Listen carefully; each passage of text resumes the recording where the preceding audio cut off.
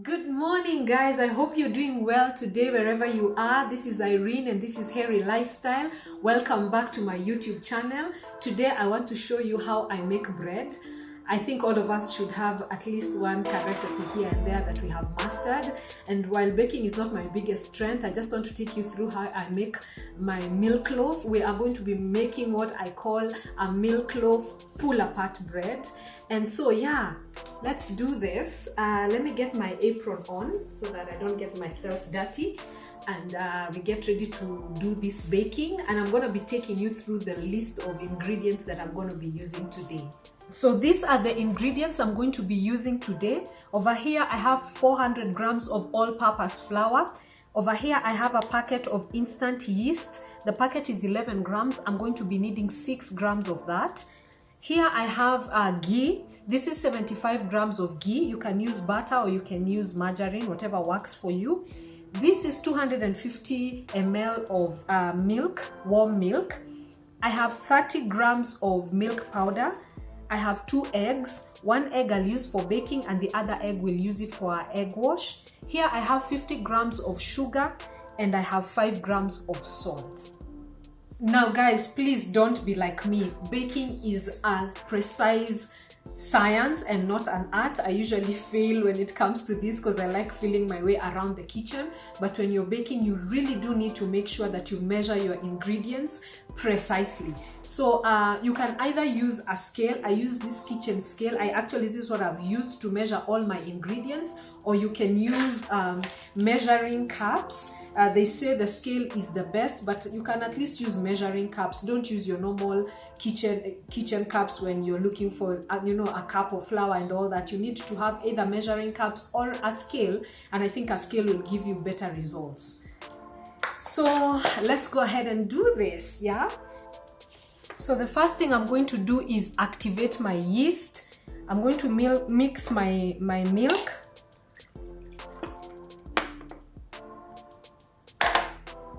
and my sugar together. Remember, the yeast feeds on the sugar and the egg, and mix that together.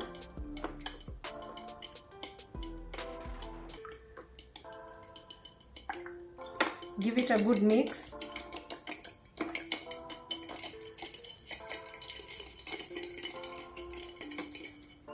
Then this is my 6 grams of yeast. Need to get all of it.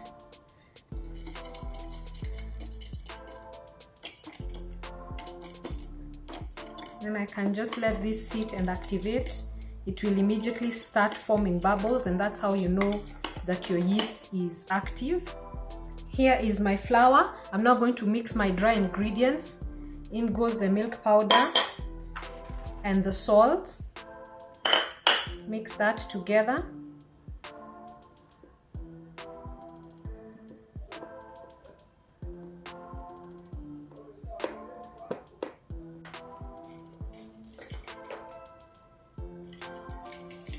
To this, I'm going to add my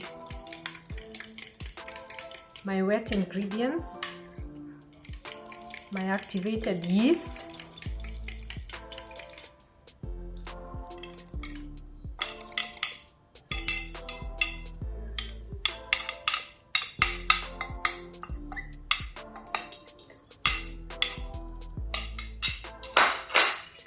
I'm going to start mixing this together.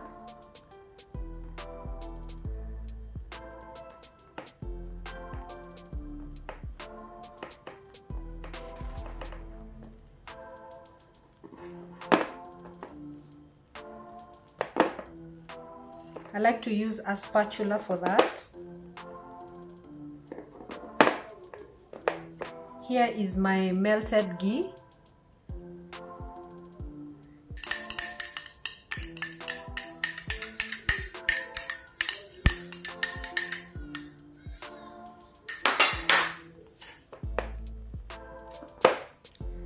Give everything a good mix.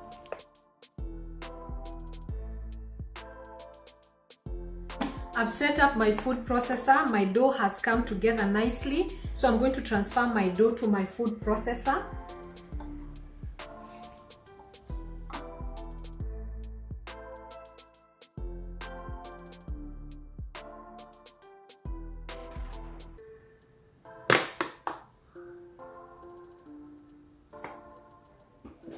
If you do not have a food processor or a mixer, you can always knead your dough by hand.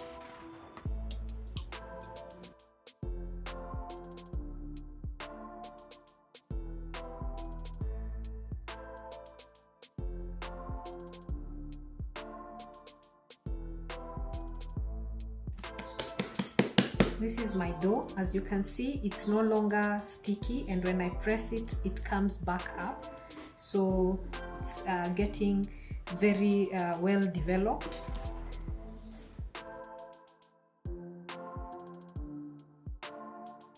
So what I'm going to do is I'm just going to add a little bit of oil to this bowl, just a little bit, so that my dough doesn't stick.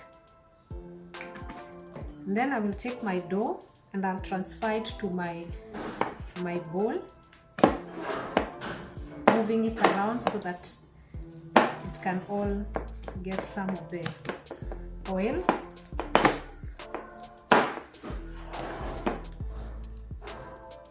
I'm forming it into a tight ball.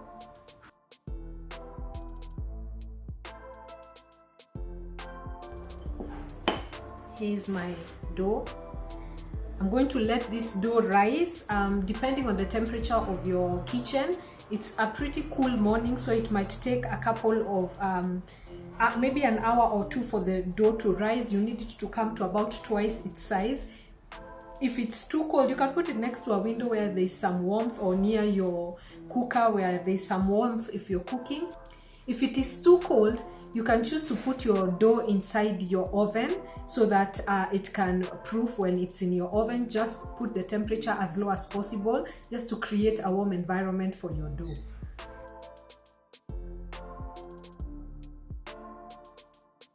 Here is our dough.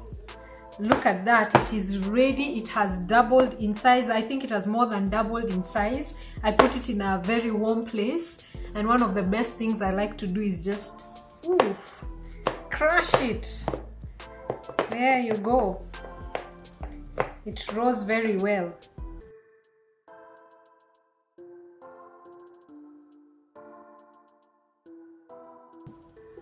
Put some flour on my surface and transfer my dough onto our surface. It comes out very easily.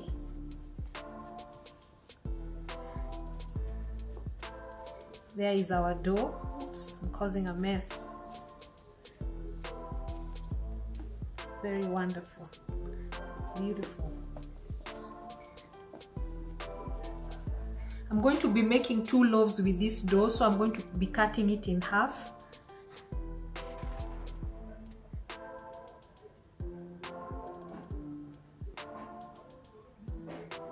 Let's work on our first ball.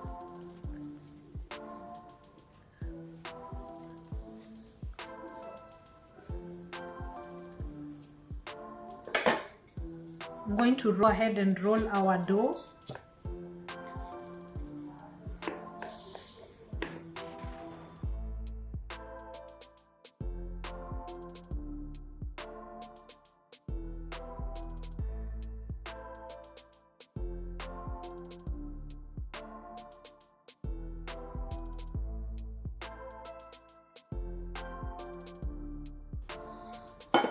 After that, I'm going to fold it.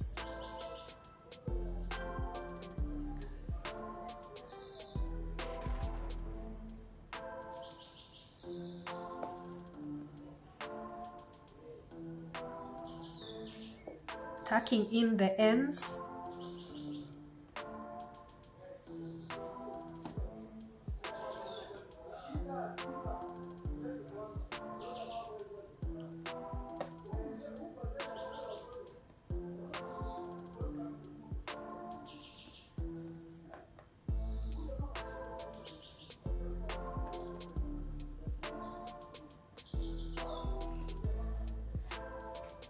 This is my baking tin. I've already oiled and put some flour on my baking tin because I don't want my bread to stick.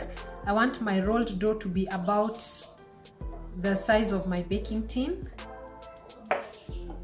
After that, I'm going to go ahead and cut my dough into several portions. So first down the middle, I'm cutting all the way through. 1, 2, 3, 4, 5, 6. So 6 slices on this other side.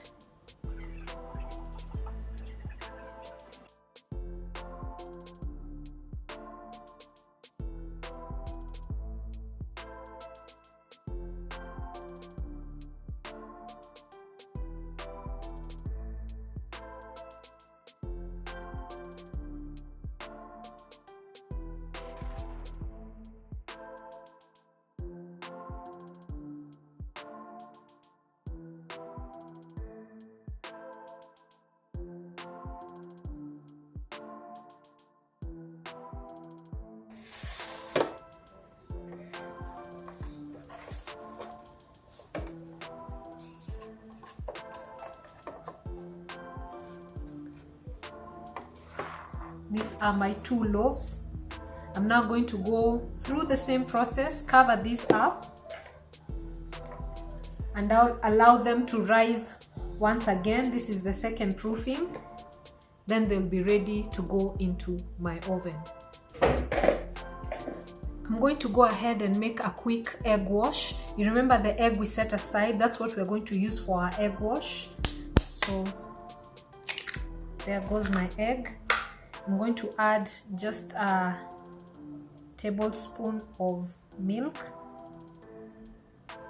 Remember, your milk needs to be warm and your egg should be at room temperature, and mix it together.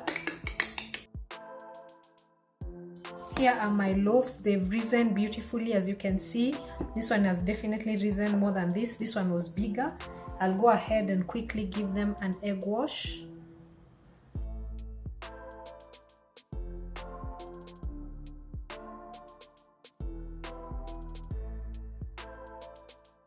For this recipe, I'm going to be using my halogen oven. It has already pre-warmed. So I'm putting my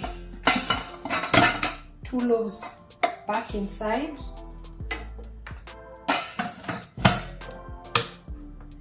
I'm going to bake my bread for 30 minutes at about 350 degrees Fahrenheit.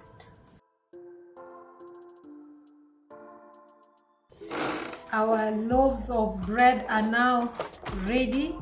They're very hot, so I hope you can see that. Look at that beautiful color.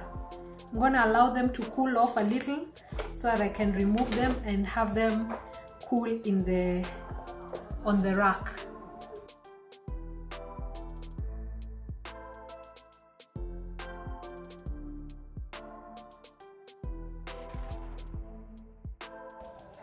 Here are the 2 loaves. They are very, very hot, straight out of the oven. I'm going to allow them to cool down, and then we'll come and give them a taste test as soon as they're ready. Here are our loaves of bread. They're still cooling down, a little bit warm, but they're cooling down. Now guys, the reason why we call this a pull apart bread is because you really will not need to slice it. All you have to do is just pull it apart like you would scones, and it just comes apart that easily. Every slice that we put together will just pull apart. You can look at the inside of the loaf and see how it looks. It looks amazing. It's all nice and airy, and it's easy to pull apart. You don't really need to slice it. Yup, I hope you enjoyed that recipe.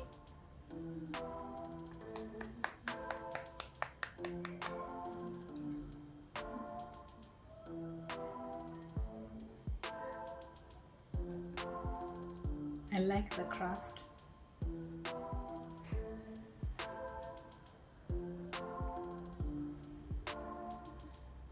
So guys, I hope you're going to try to make some bread in your home. I hope you're going to try out this recipe. It's a really simple process, but takes a lot of patience.